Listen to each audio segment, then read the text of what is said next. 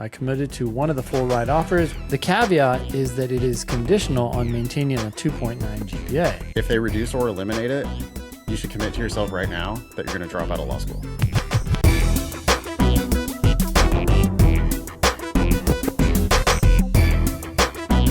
Hello and welcome to episode 520 of the Thinking LSAT podcast. I'm Nathan Fox. With me is Ben Olson. We're the co-founders of LSATdemon.com and the LSAT Demon Daily podcast. We've got an agenda item here, Ben, that was sent in by you, Ben, from the Harvard Crimson, written by Ryan Powers, a Harvard Law School graduate. The headline, I guess, is Harvard taught me to speak out. Big Law fired me when I did. Yeah, I'm actually not as interested in the main storyline here, although I think we have talked about this before and people should know when you're working for a big law firm or any law firm, you need to be mindful of what you talk about publicly and not be surprised when they ask you to stop being overly political, and also not be surprised if they eventually let you go, especially when you don't do what they ask. But what was more interesting to me was the fact that this student was talking a lot about what law schools, and Harvard in particular, do with their students when it comes to guiding their career decisions, right?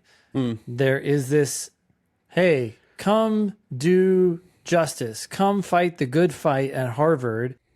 But as this student points out, or this, I guess this attorney now, or this fired attorney, or this one previously an attorney at a big law firm, is saying, yeah, but once you actually get there, Harvard is going to try to push you in many different ways to go into big law.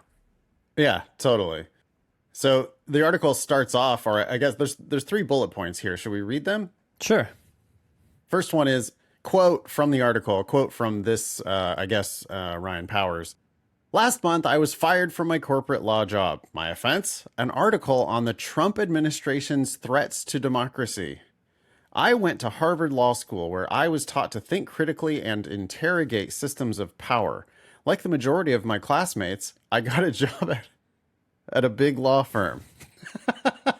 Those two things right next to each other are so funny. I mean, that's just so hilarious that you think that you were taught to think critically and interrogate systems of power on the one hand, and then but then in the very next breath you say, yeah, like most of my classmates, I got a job at a big law firm. Like, huh? But it turns out that the lessons I learned at HLS were never meant to follow me there. Well, yeah, I mean, right. We, with the benefit of some hindsight and decades of being around this business, we look at that and we go, shocker. I mean, it seems like maybe you didn't learn the actual lessons that you were supposed to be learning. Mm-hmm. Anyway, you want to read the next bullet? Yeah. Institutions like Harvard brand themselves as engines of public leadership and thoughtful dissent, but the professional pipelines they cultivate often function less as launch pads for civic engagement than as filters for deference. You just said that the majority of your classmates took jobs in big law. So What do you think is going to happen in a law firm with 1,000 attorneys? Yeah. Oh, they're looking for like renegades that they want to hire as their people who are really going to like question power structures.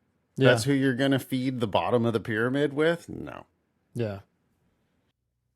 Several publications have noted that HLS actively reinforces the corporate law conveyor belt. For both the school and its students, private sector placement is the default path. Corporate law firm recruitment begins just weeks into students' first year. Firms sponsor on-campus social events, host lavish dinners, and provide staggeringly early offers. The school's career resources are calibrated for private sector placement. Meanwhile, public interest career counseling is comparatively underwhelming. Yeah, they don't want you to go into public interest jobs. Those aren't the type of people who make millions and millions of dollars and, help Harvard build its multi-billion-dollar endowment. That's just not, the money isn't there. Mm-hmm. That's why, I mean, the money is there on campus in the form of these huge law firms buying you meals and trying to recruit you. That's the money that's doing that. Yeah. And by the way, the money's also what's attracting you and the majority of your class into big law because they're making you these staggeringly early offers of like, hey, come to work for us when you graduate and we'll pay you $220,000 a year. Yeah. There's not like, the NRDC or the ACLU or whatever is probably not there like spending the same amount of money and making the same kinds of offers to recruit people. Third bullet here is, yet like me, most graduates end up in positions where truth is penalized, dissent is discouraged, and silence becomes a professional asset. My firing is not a failure of execution. It is the natural result of a system working exactly as designed. Well, maybe not. I don't. I think that the system really is designed to. I think that they failed to teach you the lesson while you were in law school, or the hiring people failed to vet you properly, right? Because they certainly didn't want to actually recruit you, pay you all this money, And then fire you. Yeah. train you up, and then fire you. That's not the system working exactly as designed. Yeah. So I'm not saying that you like did a bad job or whatever, Ryan Powers. I agree that I'm sure you probably did fine legal work. But so it's not a failure of execution. But failing to keep your mouth shut when you're in an inherently political position like big law associate. Yeah. I mean, that is that's a failure of the system.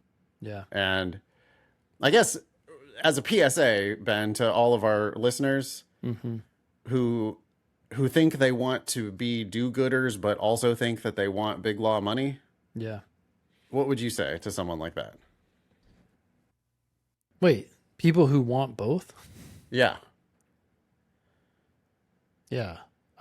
You got to pick one. Right. I don't see how you can do both. That's what I think too. And but see, the law schools aren't going to ever give you that message, right? Because the law schools, they're in the sales business. We had a chat on Slack just yesterday about one of our team members. It actually has another job and manages like sales folk.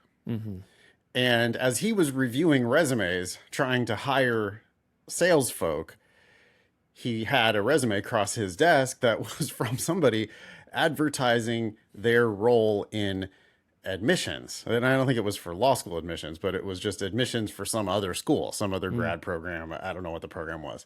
Yeah. But it was funny because the bullet point that was on this resume that was shared was like how many students recruited to the school.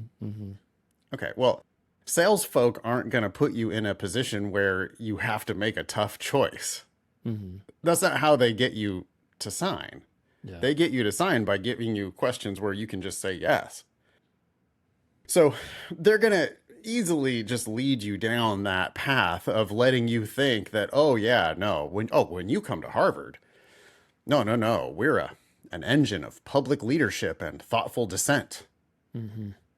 Also, we have big law recruiting on campus, and you can make $220,000 a year starting salary as a big law associate. Yeah. They're not going to tell you that those two things don't actually reconcile, Yeah.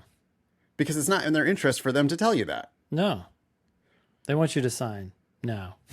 They just want you to sign now. They want you to come to their school and then figure it out later. They think they're doing you a favor, by the way.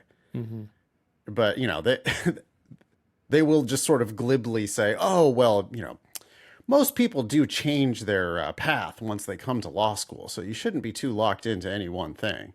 And then the second you're actually there enrolled, then it's just going to be nonstop pressure to go down that big law route because that's where the money is. Yeah.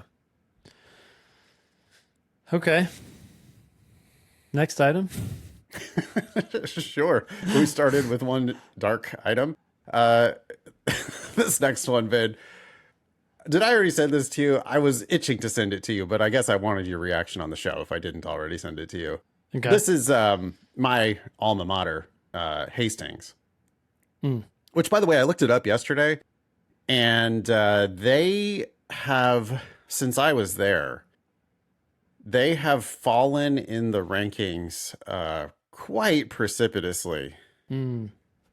Um, oh boy, I had the numbers because I was emailing some alumni friends and sort of clowning on it yesterday.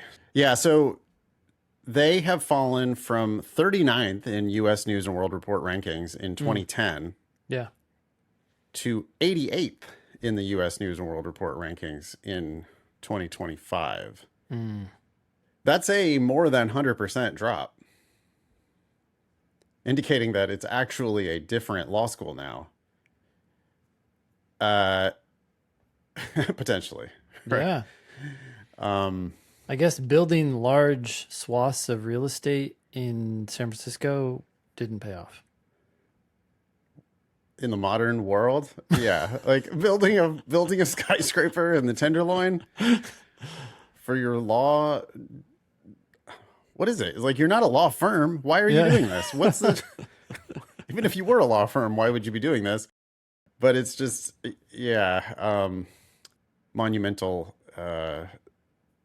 mismanagement, I would say, of the school's resources. Because just check this out. You want to read this? This is just hilarious. Yeah. It says, Dear UC Law SF alumni, remember that feeling of starting law school? The excitement, nerves, and anticipation.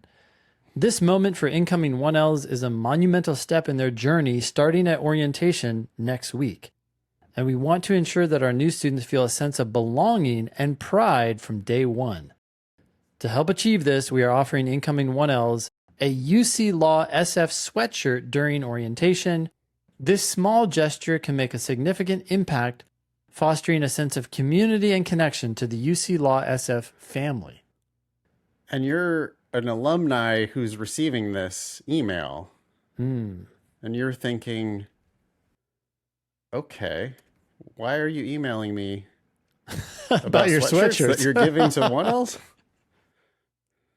The email continues. This is in bold, by the way. We invite you to be a part of the 1L journey by sponsoring, that's linked and underlined, one or more sweatshirts for our incoming class.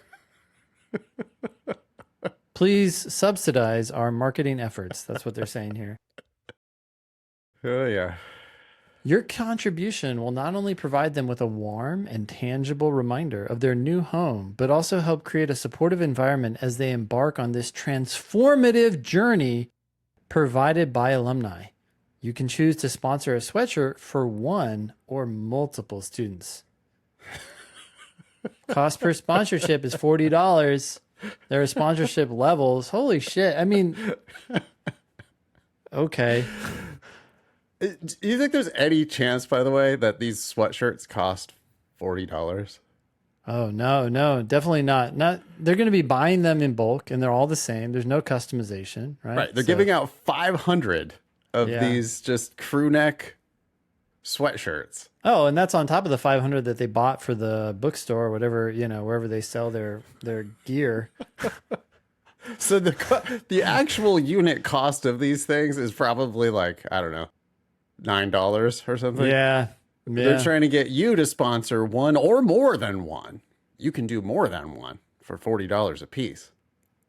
Well, hey, it's going to make the student feel a warm reminder of their new home. Uh-huh. Yeah. Yeah. You want to read the rest of it? Sure. It gives you the warm fuzzies. Yeah. Sponsorship levels. You can choose to sponsor one or multiple sweatshirts for students if, and this is also bolded, if you are interested in sponsoring a student for their first UC Law SF sweatshirt, make your gift here. That's linked. Your support will be instrumental in helping our new students feel welcomed and excited about their time at UC Law San Francisco. Thank you for considering this opportunity to make a positive impact on the lives of our incoming students. We appreciate your continued commitment to our law school community. ! Warm regards, UC Law SF Alumni Association. Boy, that's just... I emailed, my alumni friends and asked how many sponsorships they were planning on buying. And one of them responded with just one word, which was pathetic. Mm-hmm. and everyone agreed that it was embarrassing. And are you fucking kidding me? The tuition is $50,000 a year. Yeah. You can't just price that into their $50,000 a year tuition. Hmm. Uh, but I said, no, they probably can't, because look at how precipitously the ranking has fallen Mm-hmm. over the past 15 years. And that's because they're not able to do the kind of aggressive discounting that their competitor schools are. The Hastings does not give very many full rides. Yeah. And like, I do think that that's a fairer pricing model, Mm-hmm. but it it's they're only doing it that way because they have wasted the money that they have had access to. Yeah. I mean, if they had just like been more frugal about the way they have financially managed the school, Mm-hmm.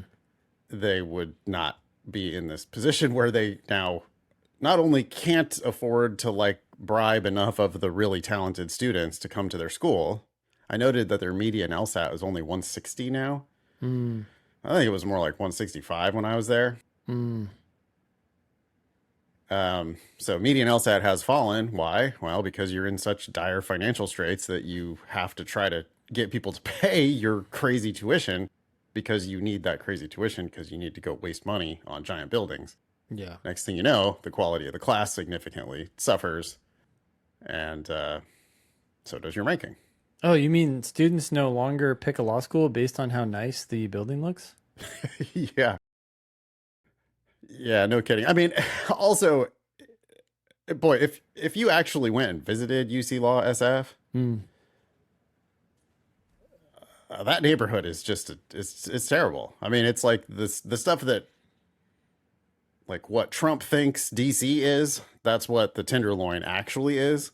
Mm-hmm. Mm-hmm. It's just not. Like, that law school is situated in some of the worst blocks of San Francisco. And I love San Francisco. I mean, I think the city's great, and Mm-hmm.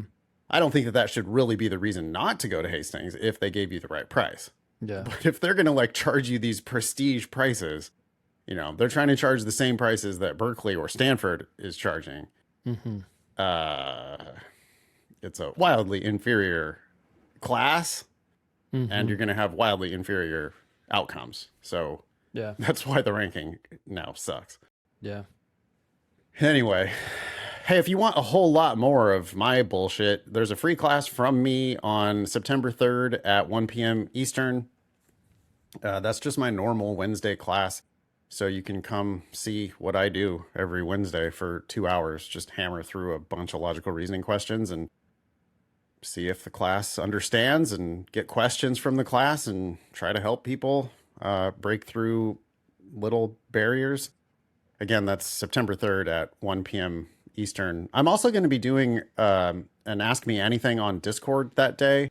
So I'll be on before class, and I'll be on after class answering questions, whatever you want to talk about on our Discord. If you want to sign up for the free class, that's lsat.link/free. Great. You want to do this next announcement? Yeah. So the LSAT is easy is now available on Kindle for 99 cents. Why 99 cents? 99 cents because that is as cheap as Bezos will let us sell it. We wanted that book to be available to as many people as possible. $6.27. You can get the print version delivered. And if you have Prime, it's like, yeah, they'll deliver it. Like Bezos right now, I just went to look at the book page, and Bezos wants to give it to me tomorrow. I have 14 hours to order it, and I'll still get it tomorrow. That's crazy. For $6.27. Yeah. They will not let us lower the price. We make no dollars on that. Only Amazon. And the tree chopping down industry, I suppose. They make money off that too. On Kindle, it's available for 99 cents. Available instantly. Again, I promise we make nothing off of the sales of that book. Hmm. But if you'd like to learn how to crush the LSAT with common sense, you can now do so on Kindle in addition to paperback. Audiobook coming soon. Mm-hmm. We're working on that part still. Yeah. We did also, by the way, manage to figure out how to give it away for free to the blind. Oh, really? Yeah. There's like some site for that, right? We had a student reach out to us and say, hey, it'd be nice if you had it in this format, some format or the other, so that I could use my screen reading software or whatever. And they said they gave us a link to a nonprofit that actually is in the business of making books available. I forget what this. Do you remember the name of it? They seem like a really cool organization, and Taylor did actually really good work getting that posted. Bookshare.org is the name of it. Yeah. So the file is available for download to Bookshare members. On Bookshare, you have to register with proof of a qualifying disability, but we were able to give it to them in the format they needed it. And so the book is totally free for people who are on Bookshare. So that feels good. Okay. What's next? So this next email comes to us from Connor. The subject is visualizing more. Connor says, hello, at 4 minutes and 13 seconds on the recent Silent and Slow, that's Demon Daily episode 1195, Ben advises, quote, try to visualize more as he and Nate discuss reading more slowly. Visualizing more while I am reading is something that has crossed my mind recently and is something I have been attempting. It would be cool if you could flesh out. He meant flesh out. Be cool if you could flesh out the idea of visualizing more while reading and its relationship with reading comprehension. Thanks, Connor. Okay. Yeah, you can flush out like your eyes after you get poison in them, or you can flush out a septic system or something. We flesh out the details of an idea. It's like putting meat on the bones is where that idiom comes from. Yeah. So when it comes to visualizing more, to me, it involves a lot of pausing. So I'm reading along, and sometimes as you read, the visualization of what is being said comes instantly to you, right? This happens, I think, most easily in narrative when people are telling a story. It's very natural for people to visualize what is being said, what is happening, who is doing what to who. But on the LSAT, things get a little more abstract. We're talking about theories, we're talking about ideas, and sometimes you read a sentence and you can't see what the heck it's talking about. And you need to stop and you need to identify, okay, who are we talking about? Are we talking about a group of scientists? Do they have a certain belief? I don't need to imagine a group of scientists sitting in a circle discussing these things, but I need to imagine that there is a person or a group of people who have a certain view and they're expressing that view. So I'm identifying who's talking.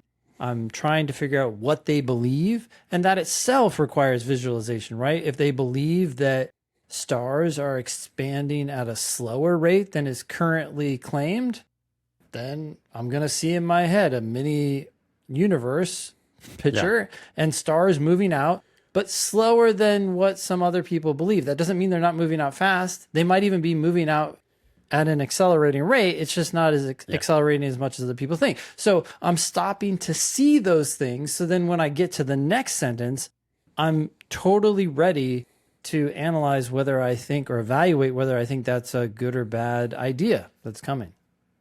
Yeah, you're stopping to fucking think about it. That's the thing that I'm shocked, but it's true that it's a critical lesson that we have to keep teaching people in reading comprehension. It is easier than you guys think it is, but you do have to not only understand the sentences, but think about the sentences. You have to like stop. You're just not comprehending if you're not thinking about what might come next, if you're not asking questions. You mentioned scientists sitting on a circle, right? Sitting in a circle. I'm thinking about kindergartners sitting crisscross applesauce and the teacher is reading them a story. What the teacher's doing is like giving some of these kids who have never had anyone read to them before, she's stopping. He or she stopping every page. And it's like, oh, Betsy the cow and her perilous journey. Oh, Betsy's going to try to cross the river and there's a raft and she's going to step onto the raft and what? But there's a big wave coming, and then it's like, stop and show the picture so that the kids can like use the picture to help them visualize. Also ask questions, right? Like, but has anyone? That's the next thing is, well, what do you think's going to happen next? You don't just turn the page. You ask them, what do you think's going to happen next? And then the kid, oh, she's going to fall in, Totally. It's like, yeah, no shit, the cow's going to fall in. But like, but the lesson there is you can predict these things before they actually happen. If you're comprehending what you've read so far, then you should be able to start kind of getting some idea what's going to come next. That pausing to think about it is what's going to make it easier for you to understand what's on the next page. Totally. So when you turn the next page for the kids, then now it's like you're trying to teach them that lesson of like, see how you knew that Betsy the cow was going to fall in? That's because you understood what was on the previous page. Because the previous page had meaning. And guess what? This page has meaning too. And now we get to find out what happens to the cow. And then you could make another prediction about what do you think is going to happen next. So the context is really like irrelevant. The topic doesn't matter. It's just always that exact same thing that I swear to God, your kindergarten teacher was trying to teach you. Yeah. You have to find meaning there. There's a story there. This author's trying to tell you something. Often they have an opinion. You should try to figure out what their opinion is. Sometimes they're just telling you about a sticky situation, a debate between two speakers. But if they lead off with like, there's a debate in astrophysics between people who think X and people who think Y, well, you immediately need to stop there. And, even if you can't visualize the abstractions of the science that they're talking about, you can at least be asking some questions like, okay, so what's group 1 think and what's group 2 think? Why do the people who think X think X? Why do the people who think Y? Oh, and by the way, author, what do you think? Do you think it's X or Y or some other Z that you haven't even mentioned yet? What do you think? Because I guarantee that's where the passage is going. But many students, if you're really struggling a lot with reading comprehension, you're just probably not doing it that way. You're just not, it's kind of shocking, right? But they're just like reading the sentences without, it's like they're missing the forest for the trees, right? They're just like, oh, well, there's this. I think I understand that. Yeah, and then there's that. I think I understand that. But they're not like building any kind of like a bigger picture from it. Well, you can definitely see that when you ask people like, okay, we just read this paragraph and the paragraph says something like, hey, the world's getting colder. It's not getting warmer. And alarm bells are going off in my head and I'm going, really? Like everybody seems to think that the average temperature of the earth is going up. Right. Why the fuck is it saying this? And then I turn to the class and say, what do you all think of that? And they're like, I don't know. Makes sense. Makes sense? Totally. What makes sense? I know. Yep. It's like everybody's sleeping at the wheel. One thing I was going to say is when you were talking about the kindergarten teacher talking to the students, right? Pausing, asking, hey, what do you think's going to happen?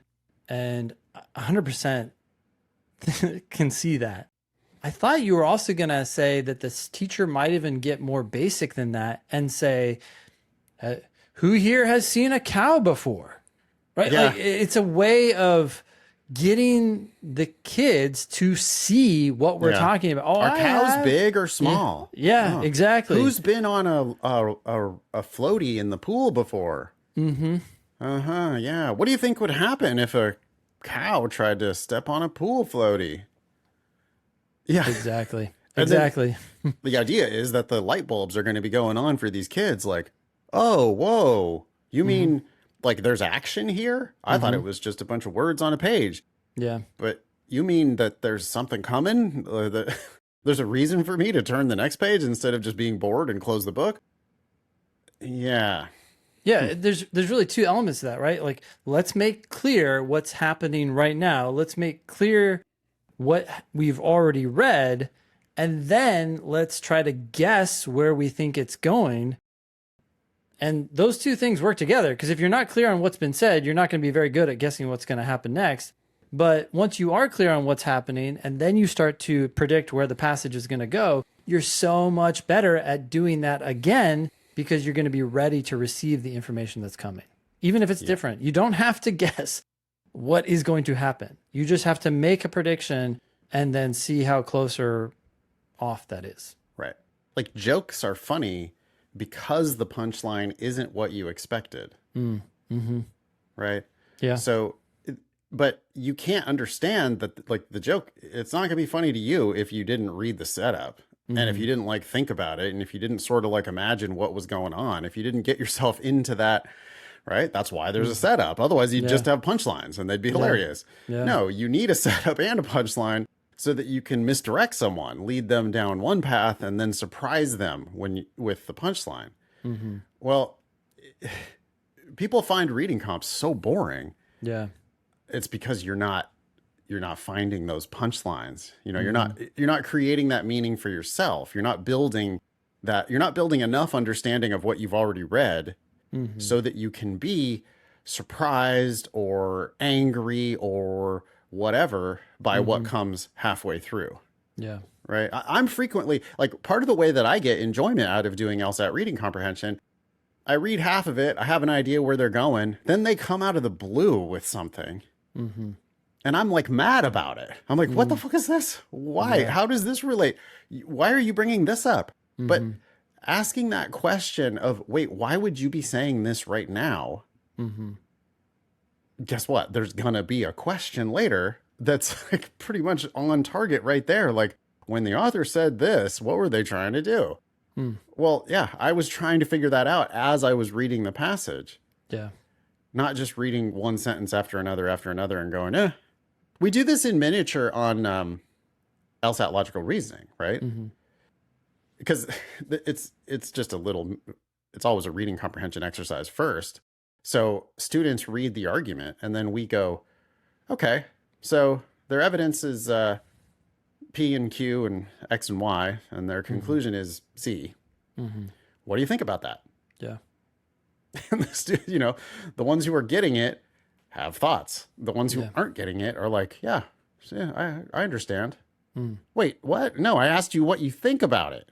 And if you don't have thoughts, right, especially on logical reasoning, because on logical reasoning, if they're giving you an argument, 90% of the time, the correct answer is related to some objection that you could have made to their logic. But if you're not finding those objections as you go, then you're going to struggle on logical reasoning. And I think you're going to struggle on reading comprehension too, because you're just not like building comprehension for yourself. Yeah. Think that's enough for Connor? I hope so. Yeah. Next item is from Michael. He's asking about a Proctor screw up. Okay. I just finished taking my LSAT, and during the test, my proctor kept on turning on her mic, making noise and disturbing me, as well as me losing a third of my 10-minute break because she didn't respond to my message. Is it worth it for me to tell LSAC if they might cancel my test, or should I wait until after my score is released? I don't feel like I did significantly worse on this test than my practice tests. Thank you, and looking forward to your response. Yeah, I guess I have two answers here for Michael. Sure. One is basically never cancel because students do a terrible job of predicting Hmm. how well they've done. Yeah, yeah. I was like, couldn't sleep last night. One of the things I was thinking about was that maybe we should build a tool for people to predict how they did on their Mm, recent LSAT mm-hmm. and then compare it to the actual. LSAT. It'd be like Yeah. self-reported data, but could be interesting to have a sample of demon data where, demon student data where they're able to Mm-hmm. make those predictions and then see how well they did and compare those predictions with other students, learn from that over time. Anyway, Mm-hmm. just a throwaway Yeah, idea. yeah, yeah. Michael, you could have done better than your practice tests. You could have done worse than your practice tests. I have no idea. Mm, And since you don't know, and since you already took the test, spent the time, spent the money, you're not getting the time back. You're not getting the money back. If you cancel, it's going to be on your record as a cancel, mm-hmm. and it counts as one of your 5 attempts. You might as well just see what the score is. Yeah. Maybe you did better than you think. My other answer for Michael is based on the typos in this email and the fact that like that Proctor issue is such a big you think that Proctor issue matters so much. Mm, It makes me very skeptical that you have much upside here. yeah. Like I would just be shocked. Like this score ain't coming back 170 Mm-hmm. based on this email. Yeah. I don't see it happening. Yeah. And so if you did cancel, you might be protecting yourself from going down a path that you really shouldn't go any further down without better prep. Mm-hmm. Like maybe this is in line with your practice test, but your practice tests need to be higher. Right. Like Yeah. I'm not thinking that your practice tests were good enough to actually justify you taking the test. You just shouldn't take the test unless you're planning to get a score that's going to be good enough to get you into the right school at the right price. Yeah. And maybe I'm making too much of a few typos, but there's Mm, enough here that I just we kind of again, corrected as we went through it. So yeah, we there is corrected some- as we went through it. There were several misspellings, several just little typos. I feel like I could make a pretty healthy wager that this score is going to be not the type of score that I think anybody should be applying to law school with. Mm. Anyway, We'll see. Yeah. Let us know if we're wrong, Michael. I hope I'm wrong, Michael. Yeah. Yeah. All right. This next one is from Mike. And the subject line is advice on my situation. I have a 3.98 GPA and a 166 LSAT. All right. Mike says, I just graduated with a 3.98 GPA as a biology major, and I'm taking a gap year, possibly two.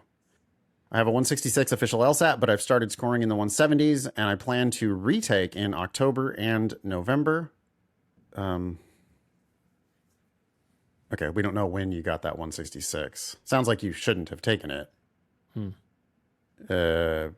Because you clearly can do better. I mean, your practice tests indicate now that you're in the 170s, especially with a 3.98. That's the irony, right? Like the higher your undergraduate GPA is, Yeah. Yeah. it's sort of like, well, then you need even more LSAT Mm-hmm. because you're going to be opening up doors to the places where the real money and power lie. Yeah. Yeah. I intended to apply in September knowing that Arkansas, my in-state schools, are low ranked, but offer full scholarships or stipends, even with my current score. Oh, maybe that's why Mike said, I can go ahead and take it because a 166 on a 3.98 gives me a full ride to Arkansas schools. Yeah. If you want to settle for Arkansas schools, probably not that bad of a plan. Mm-hmm. Anyway, Mike says, my new scores will update automatically when available. Well, in other words, that's what the schools are telling you. But what that really means is that there's no point to apply early because they're just not going to evaluate your application. They know you're registered for the October and November tests, then they're not going to actually evaluate your application. Mm-hmm. Anyway, my question is, should I go ahead and apply to some T14s with my 166?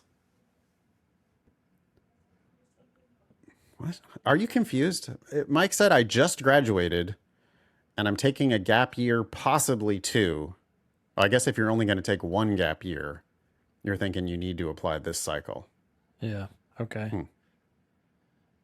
Should I go ahead and apply to some T14s with my 166? Will they review and reject me before my new score posts? I've always had big law in mind, but I've recently become more interested in in-house counsel or lobbying. I'm confident I can attend school debt-free in-state, but I'm wondering if it's worth shooting my shot at the T14s.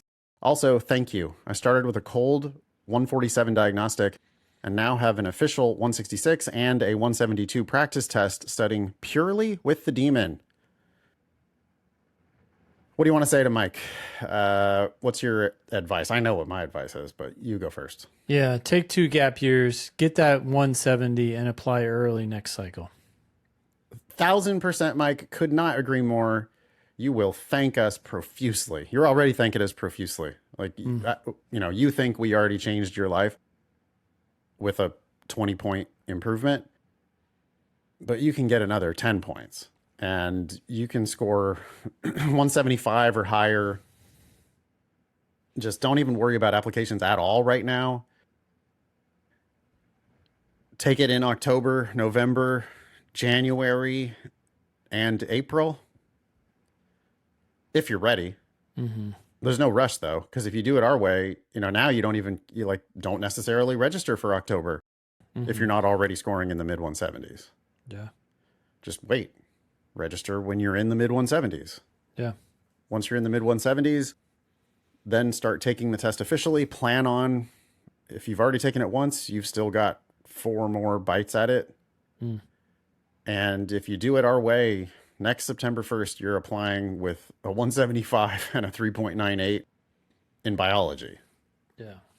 And yes, it is worth shooting your shot then at the T14s. You're gonna get scholarship offers at some of these T14s that are gonna make it very difficult for you to stay in Arkansas. Yeah. Especially once you go visit, California or New York City or the places where some of these T14s are located. You're gonna realize like, oh wow, okay, there are doors open to me that are outside Arkansas. Yeah. And that's true for big law, in-house counsel, and lobbying. It's not like switching, all of those are going to demand a good law school. Well, I also just don't think there is such a thing as going straight into in-house counsel. You're going to have to go to big law, get experience. They don't want to take you in-house. No. Extremely rare that you're going to just go straight to in-house counsel. I mean, if that does happen, it probably happens from the biggest, best law schools. Mm-hmm. I can imagine Apple Computer hiring Stanford law students. Like, oh, okay, yeah, you can come to bring him in department. and we'll train you in our. Yeah, we'll train you here. You don't need to go to the firms first.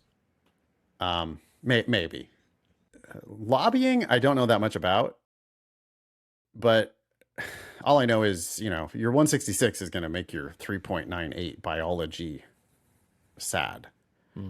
And a 176 will really show the schools what you're actually worth. Yeah. Just pump the brakes, Mike. Let's see, what is it? It's August 12th. Thinking about trying to force applications in this cycle? Terrible idea. Why wouldn't you just wait until it'll be a year from now? A year from now, with your LSAT already completed, you're perfectly on time. But right now, you're, I would say, quite late in the cycle to be thinking about an application if you've only taken the LSAT once.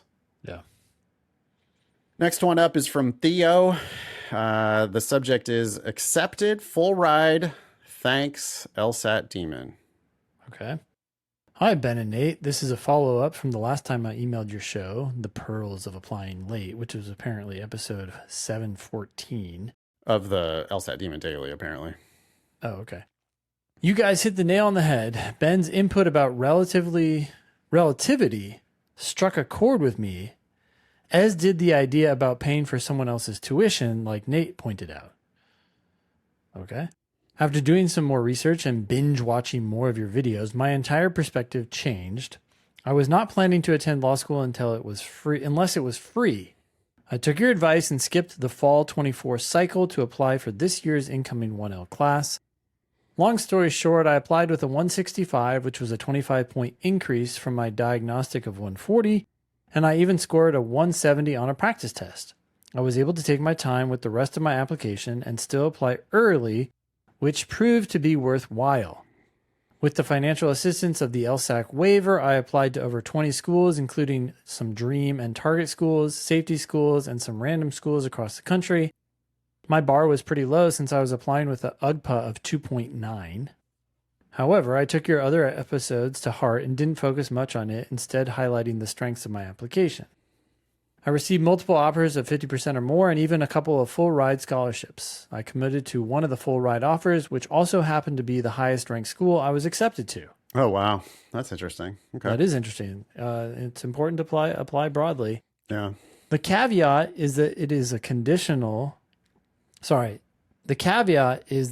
conditional on maintaining a 2.9 GPA. Even though I asked for more money and to remove the condition, they were firm and not willing to adjust anyone's offers. At the very least, the first year is completely free, and I believe in my work ethic and determination to keep this scholarship through graduation. I don't know if you can tell by now, but I absolutely refuse to pay for law school. Toward the end of 2023, I decided to study for the LSAT and apply to just about any school that would take me, fulfilling my goal of pursuing a career as a lawyer. After paying over $1,000 for a study program, which left me just as confused and not progressing at all from my 140, I stumbled upon your videos. It's turning out to be one of the greatest things to happen to me. From the bottom of my heart, thank you. Thanks, Theo. That's nice. You did all the work. I mean, we try to make the LSAT easy, and we try to do it with just like no nonsense advice, like read carefully and try to build meaning from the sentences as you go. Yeah. And when you do that, people make 25-point improvements all the damn time. All the time. I got an email yesterday from somebody who was like, yeah, I have a 155 diagnostic and I've been studying for 2 months and I'm now at a 158. But I've built up all this data on this other prep platform and I don't want that to go to waste. I'm like, oh, really? You've only improved by a couple points off of a 155 diagnostic in a couple months? Your time is your most valuable resource. Yeah. What are you doing? Like that data, it just doesn't seem like they're helping you. Why wouldn't you jump ship? Yeah. And come to a place where we focus on actually understanding what you're reading, and we have such a great track record of turning 145s into 165s or higher. I mean, it's just not that hard. Yeah. I wish Theo had shared the school that he ultimately chose, because I would love to look at their 509 report, to look at the section on their report about conditional scholarships. Yeah. Because the 2.9 that they're requiring Theo to maintain is more or less irrelevant. I mean, that number only matters if you know what they set their curve at. Yeah. And, you know, if it's a B minus curve, that's a 2.7. Yeah. So 2.9 could be harder than Theo thinks to maintain. But the thing that would really tell you the story is just look at how many of the scholarships at that school were reduced or eliminated. And that is data that the schools are required to publish on their American Bar Association 509 standard report. So you can find that information, Theo. That said, I believe you. I mean, you know, you did suck as an undergrad. 2.9 sucks. And, you know, law school is going to be probably just as hard or harder for you. Like I had a bad undergraduate GPA. Guess what? I also had a bad law school GPA because I'm just like a bad student. Yeah. Doesn't mean I'm dumb. It just means I don't really like school that much and I'm a bad student. Yeah. So you need to be a better student when you go to law school. Mm. I'll say two things. If you actually have turned over a new leaf and you have maturity that you didn't used to have, it shouldn't be difficult to keep your scholarship. Yeah. Most schools only reduce or eliminate what, Ben? At the upside, like at very low rank schools, maybe they're reducing or eliminating 40% of scholarships. Yeah. Right? I have a feeling, Theo, that you can beat more than half of your fellow scholarship recipients. Mm. You could also maybe look at what percentage of students at that school get scholarships so that like what percentage of the class you're competing with. Yeah. I mean, if they only give 10% of their class scholarships, look at that table that says how many are reduced or eliminated, because that'll tell you how competitive it actually is. Yeah. So one thing, I don't think you're going to have a problem maintaining it, Theo. Second thing, if they reduce or eliminate it, you should commit to yourself right now that you're going to drop out of law school. Mm. Just reduce the risk, because I'm speaking from my own experience, right? Again, bad student as an undergrad, real high LSAT, able to go to law school, hated it pretty much right off the bat, didn't do as well as I had thought I would. Yeah. And I still wouldn't have lost any. I mean, I had nominal scholarships. I didn't lose them. But boy, I wasn't doing well. And in retrospect, I certainly should have dropped out. Yeah. I just can't imagine what value there would be in continuing if someone was doing even worse than I was. Mm. And I'm sure that my colleagues that I went to Hastings with would agree. I'm sure that they would just laugh and go like, yeah, dude, it was very obvious that you had no interest and no real business being there. Mm-hmm. And yeah, if you like really, you got a B minus, you got a C plus in that class. Yeah. Like the only way you can do that is by being a terrible law student. And being a terrible law student is pretty indicative of what kind of a lawyer you're going to be. Mm-hmm.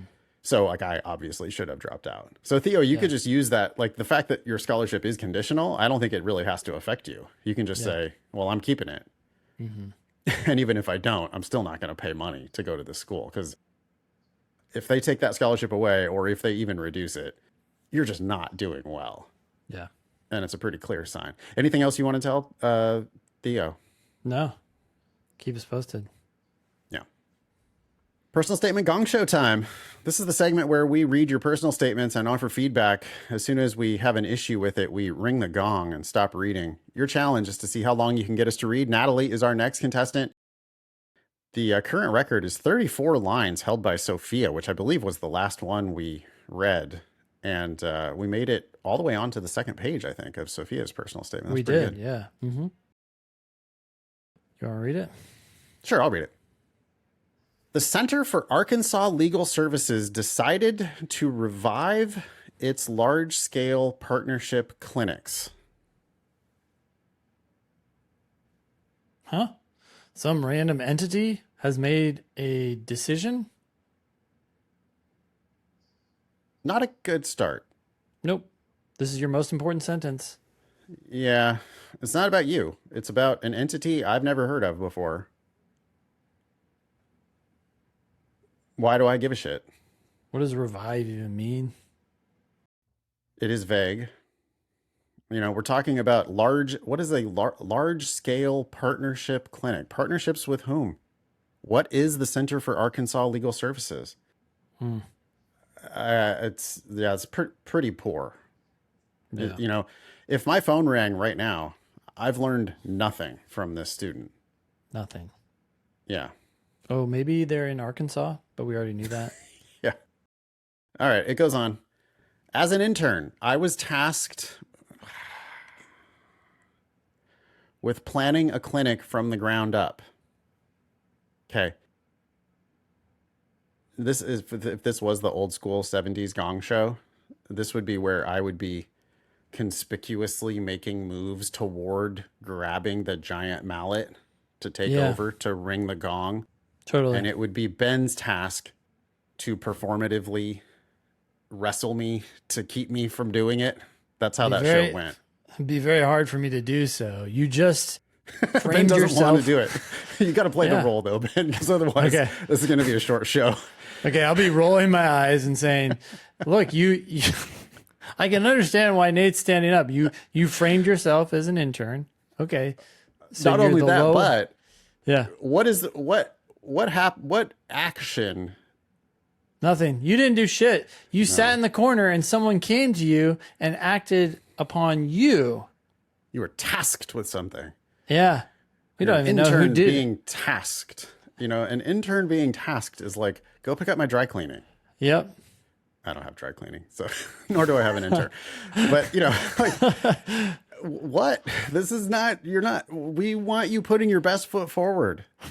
Yeah. The center making a decision is nothing in your favor. You being tasked with something. Look, did you eventually go do that thing? Yeah. I planned a clinic at the Center for Arkansas Legal Services. Like, take those two sentences and rewrite them.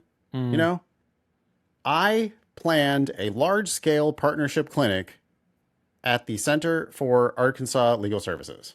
Planned or even launched, maybe, if you have Sure. the opportunity to do that. Whatever Yeah. that even means. I mean, just Yeah. like whatever. What's the brightest feather in your cap? That's Yep. the one you're supposed to be pointing to. Yep. Not like, oh, hey, check out all these shitty ones back here. Or let me direct you entirely in a different direction towards some Yeah. unknown entity. Here's my baby pictures of my plumage before it was even brightly colored. Yeah.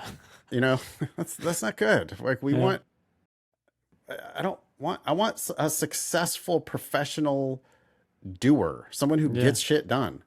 And right now you're just being told to do shit. I know it's only 2 sentences in, but you just got to realize that these sentences are in diminishing, or should be like, well, they are in fact in diminishing order of importance. And right now you're just like, I don't know, not helping yourself. Mm-hmm. My first step was to pick the service we would provide. I hate the passive construction. You know, this is 2 sentences in a row now where it's I was, or my Past. first step was. Mm-hmm. So you're using forms of the verb to be instead of using more vibrant verbs. I mean, you've got pick in that sentence. I picked. I chose. Not my first step was to pick. Just I picked. So this is like a just an overly wordy style of writing where it feels as if you're trying to get to 2 pages. Like you're trying to stretch it. I don't think that who's our contestant here? Natalie. Natalie. I don't think Natalie wrote 4 pages and edited this down to 2. I think Natalie was just like, okay, it's a 2-page assignment. I'm going to try to get to 2 pages. And then once I get close, I'm done. So Natalie does have 2 short sentences so far. So I think Natalie is aware of that and trying to make her sentences short and clear, but you can just make them a lot shorter and you really need to focus on content first, then style. Yeah, it can be shorter and clearer and better content, including active verbs. Is, was, were, forms of the verb to be are inherently passive and wasting words. Choose more vibrant, active verbs. You can just do a Control F for is, was, were, things like that. You'll realize that you could rewrite your sentences to just make them stronger. It's not a hard trick. Okay. I dug into 5 years of case data comparing attendance and outcomes from past clinics. Okay. Better sentence. At least we have an active verb. I dug. I can picture you rolling up your sleeves and digging into the work. Yep. I also considered in-house data about demand and resources. I noted which services had a large turnout and created stability for clients. Record sealing quickly became the clear choice. Record sealing.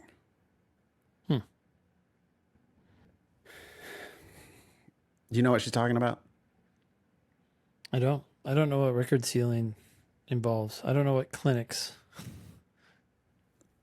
would do with that. Yeah, I don't know what the Center for Arkansas Legal Services is. Reader might need a bit more context. I don't know what record sealing really is. Reader might need a bit more context. You know, I imagine it's like, this is a legal services clinic. Record sealing is probably something like, hey, you got these juvenile offenders. They did bad shit when they were 15. We need to seal that. We want to seal that record so that it can't be held against them in their adult lives. Yeah. Notice that sentence too, though. It's in the abstract. It's talking about record sealing, and that idea or that path became the clear choice, as opposed to Natalie owning that. Yeah. After looking at the data, I decided to pursue record sealing given whatever. Second paragraph. With the service decided, I turned to finding the right partner. Ben is shaking his head. Well, that's already doing the same thing. Back from the Gong. That's the same thing, right? With the service decided, this disembodied decision. Yeah, I mean, you decided. Yeah, why? Plus, why you are you told us that you distancing? decided. I don't know. Yeah. I think you just cut that and just say, well, maybe you don't say this either. I turned to finding the right partner. Turned to? So not just I searched for the right, I turned to finding the right partner. It's the pivot. You swiveled in your chair, but you haven't done any work yet. You're just refocusing on the next task as opposed to getting into the next task. Yeah, it's like you're telling me about, like, I want an action story, right?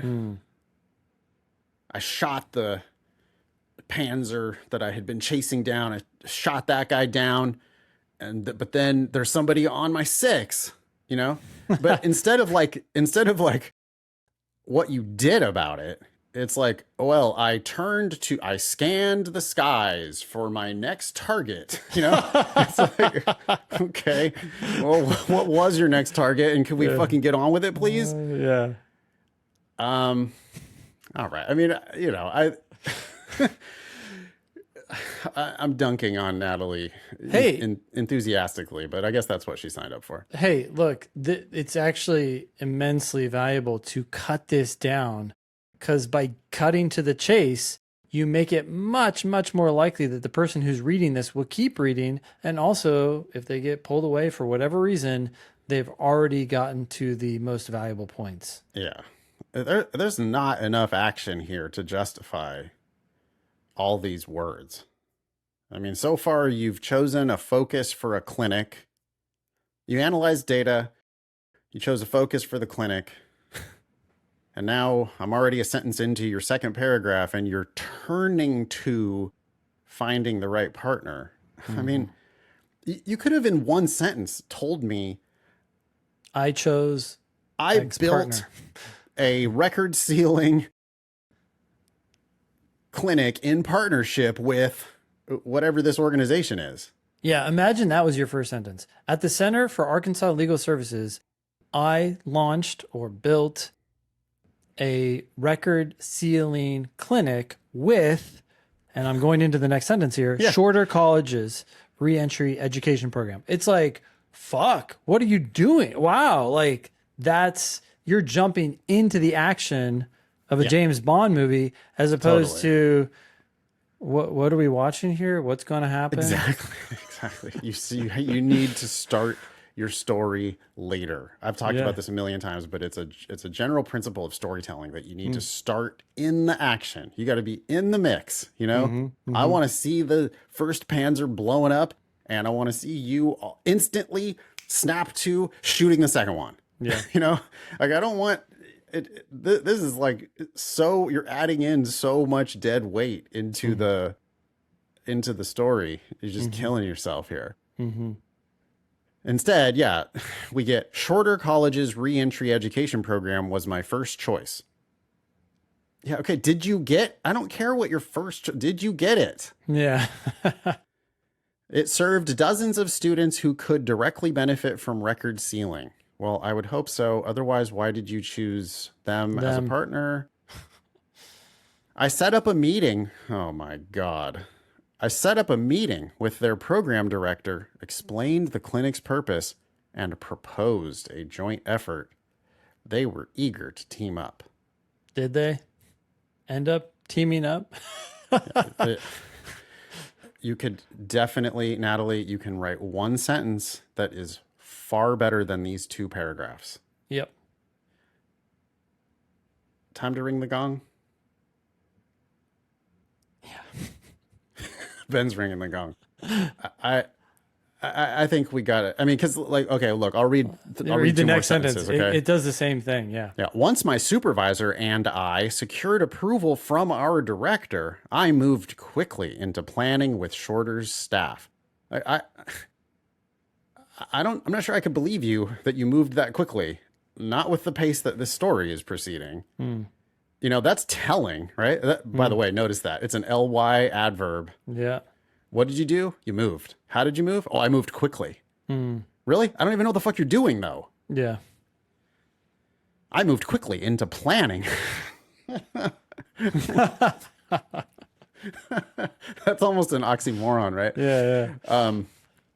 I moved quickly into planning with Shorter's staff. We chose their gymnasium, and I drafted a floor plan that positioned each table far enough apart to ensure client privacy. Please cut that image out of this personal statement.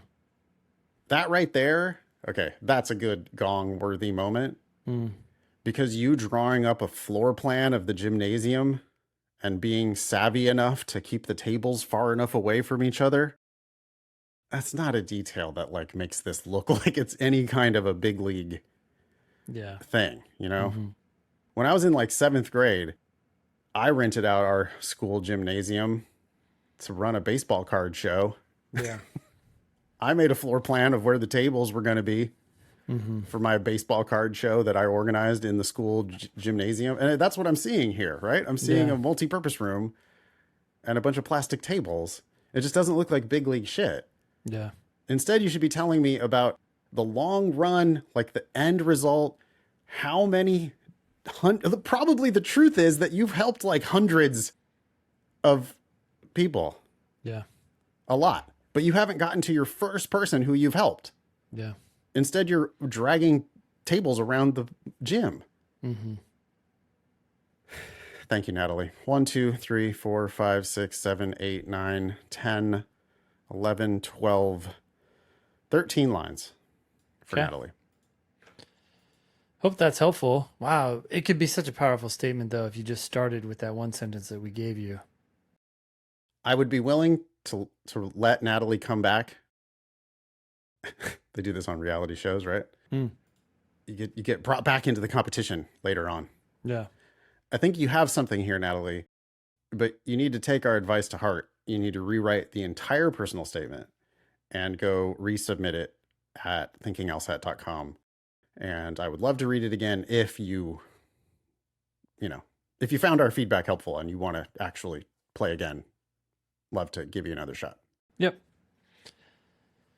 All right. I surprised you yesterday, I guess, huh, Ben, with this word of the week? Yesterday in our team meeting, I was doing my usual. You guys will be shocked to hear that I was dominating the microphone. And the actual shocking part is that I had the self-awareness to say, okay, well, I'll shut up now. I don't want to waylay our meeting with this topic. I think what I said was, I don't want to waylay our entire meeting with this topic. Something like that. I mean, it's not a word I'm familiar with, so I immediately looked it up and it fit what you were saying. And so I thought, hey, word of the week. Perfect. Yeah. I guess I looked up this definition quick on Google. I don't even know where I got this from. Is this the definition? Yeah, this is the definition from Cambridge or not? Oh, no, that's a different definition. We have a definition from Cambridge that says to wait for and then stop someone, especially either to attack or talk to that person. But that's not actually the definition that I was using Waylay. I was using from this other source, I don't even know what this source is, but to temporarily stop the movement or progress of someone or something. So, for example, the barkeeper, Tony, would come out of his saloon and wait to waylay the men going home. He could always entice a man with a full pocket into his saloon. So that's what I was doing by bringing up some side topics on a meeting that we're trying to get through in a timely fashion. And I'm doing my usual taking over ramblings. I waylaid the meeting. Waylay. Waylay. If you want to catch up on all of our words of the week, you can go to lsat.link/wow. And if you want to be LSAT famous, you can ask questions or share news with us on our website, thinkinglsat.com, or on the socials at LSATdemon. If you have questions about LSAT Demon, email help@lsatdemon.com. Check out our other podcast, LSAT Demon Daily. That was episode 520 of the Thinking LSAT podcast. Thanks all y'all for listening. Nice knowing you. Don't pay for law school.